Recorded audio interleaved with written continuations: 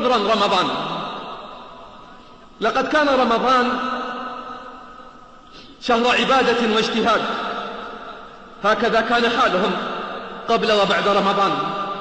فما هو حالنا؟ اسمع شيئا من أخبارنا، واسمعي بارك الله فيك، ولنقل جميعا بأعلى الصوت عذرا رمضان.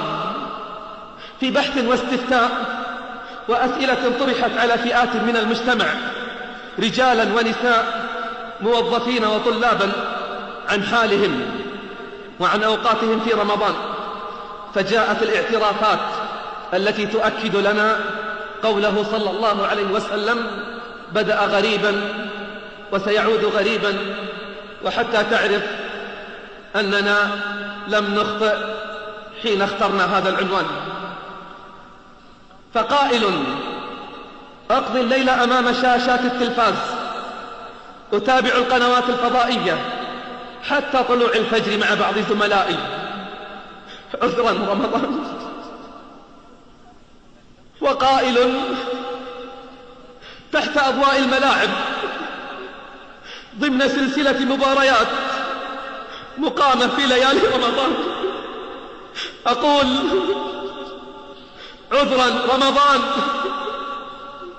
وقائل: على موائد البلوت والورقة في المجالس وعلى الأرصفة، أقول عذرا رمضان. وقائل: أقضي الأوقات بالتنزه في الحدائق تارة وفي الأسواق تارة. أما الأئمة فيشتكون وينادون ويقولون عذرا رمضان.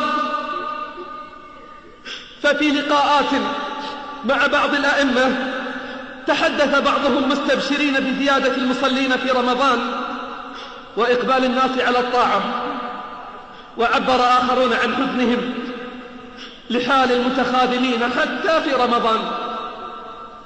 وقال آخر: إنهم يزدادون في صلاة الفجر حتى يمتلئ المسجد بهم، ولكن لا نكاد نراهم في صلاة الظهر والعصر، فقد انقلبت عندهم الحياة، الليل نهار والنهار ليل.